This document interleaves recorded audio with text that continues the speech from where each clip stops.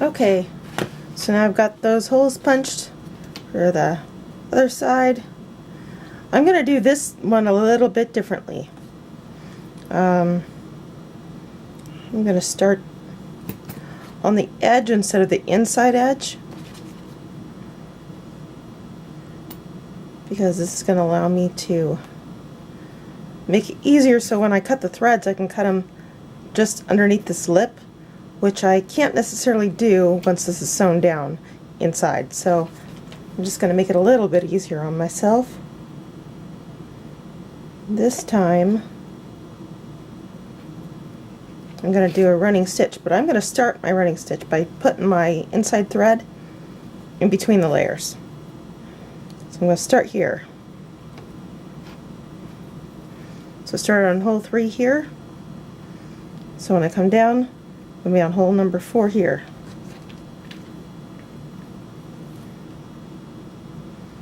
And to make sure this end doesn't go anywhere, I'm just going to tuck it and secure it in here. Now I'm just going to running stitch the sucker.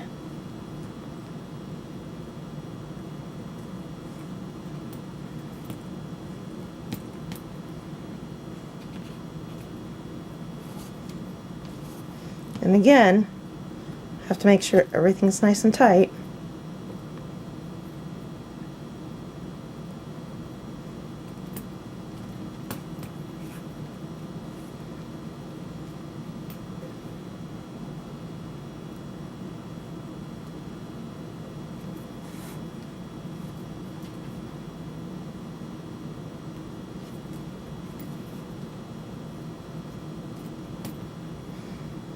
Come up here. Maybe I won't come up there. That doesn't quite line up.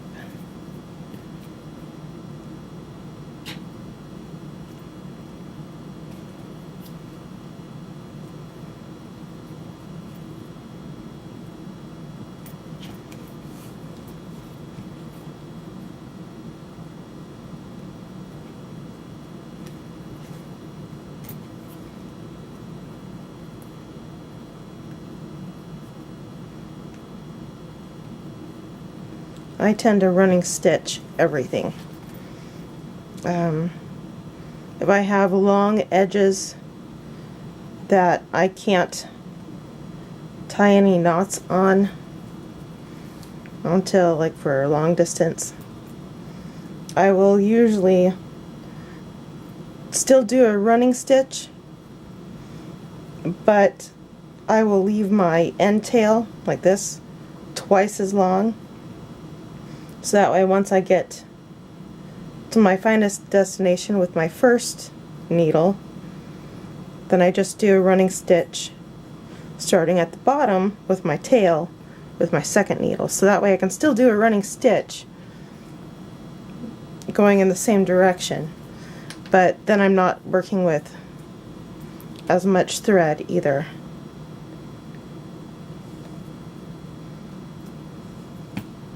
That just makes it a little bit more tolerable.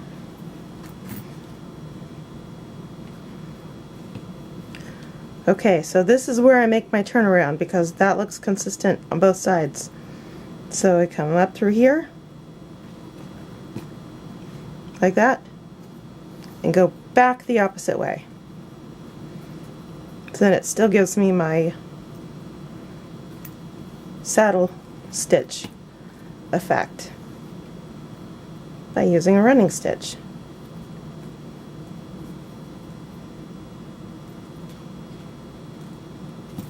Then because everything is nice and tight, I don't have to worry about catching threads because it's not going to matter.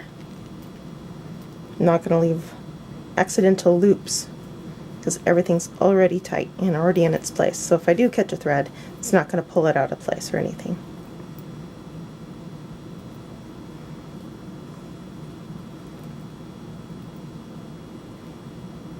And that's not wanting to open up.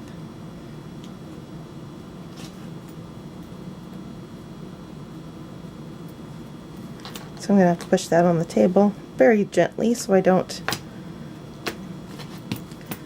crack my eye on my needle.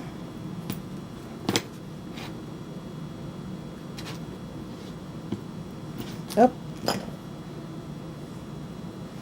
gonna have to open that back up because that is way too tight in there. Okay.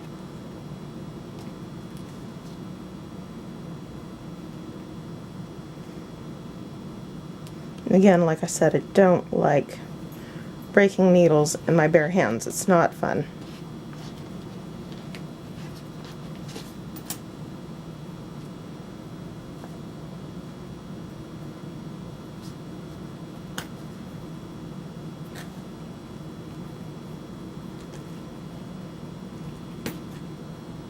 I think I've got a little twist there. Untwist that thread.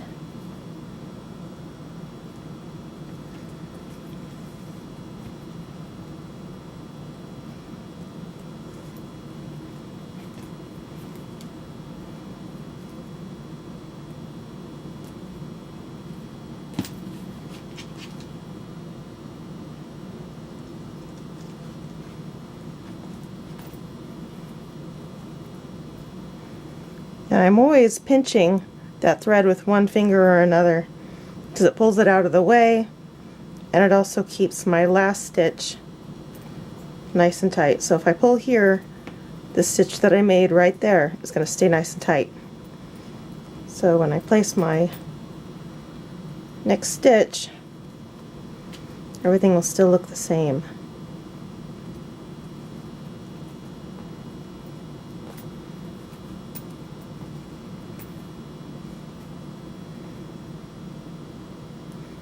So that's why I'm pulling it with the finger, if you guys were wondering.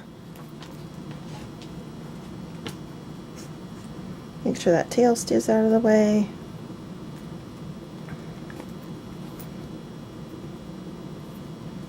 Pull that nice and tight.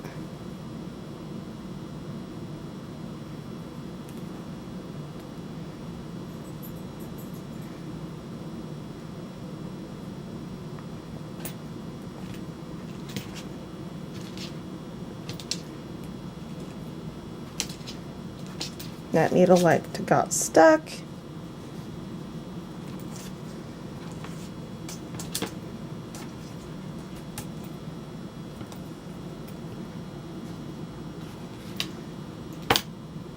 Which I really hate when that happens, because it's not like I can push it right back through.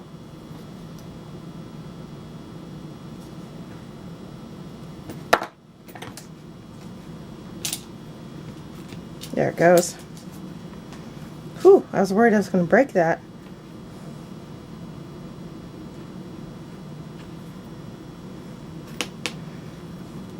Okay, now because the top looks all symmetrical now, it's all stitched, all sewn I should say, proper English, instead of redneck English. I'm going to come up, because this is still not done, I'm going to come up in between the layers. If the leather will let me.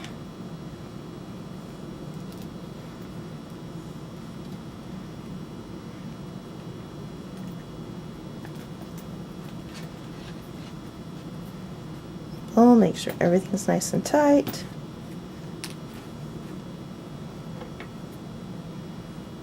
Cut my tails long. Take my longer needle. Now this one, I'm going to push out towards the side. So that's going to be my path.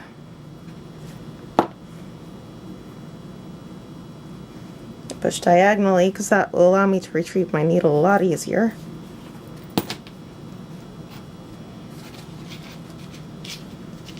I'm going to use a corner because sometimes that helps on a table. Yep. So pull that nice and tight so the knot slides up in between. Rethread my needle because I cut my threads not quite long enough.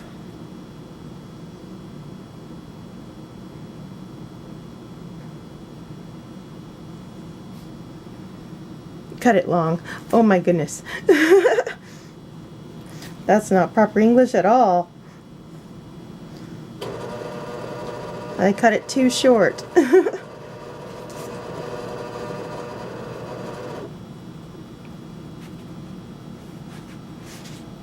I'm going to take this off camera a second so I can try and pull that needle all the way through if I can. And it doesn't want to go, so because I didn't get the eye through, we're good there. Just going to back that up and retrace that spot. There we go. Open that up.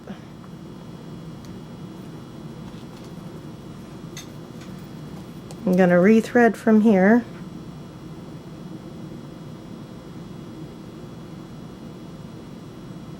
Got to get both tails in there.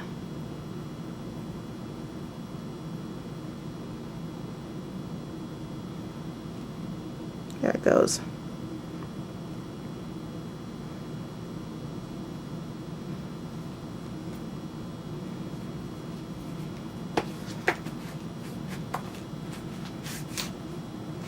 Pull this off a corner because again that's helpful. Gotta open that up some more.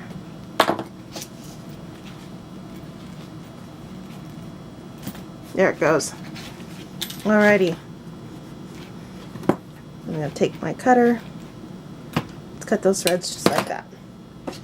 So there, I've got my belt loop. Now I get to re-sew everything. Whew.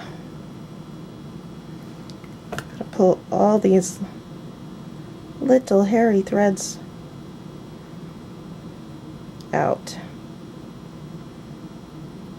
because they are just going to make that hole smaller, and then if they do rub out, they're going to look quite hairy. So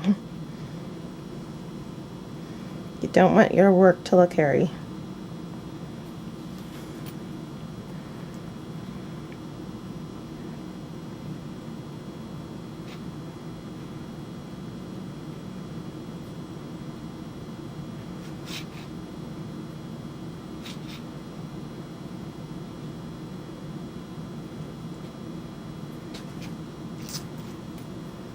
Examine everything else, make sure I've got it all. And I do. Okay. Now I get to start the long process of sewing everything all the way around. And I'm going to go ahead and stop this for a second.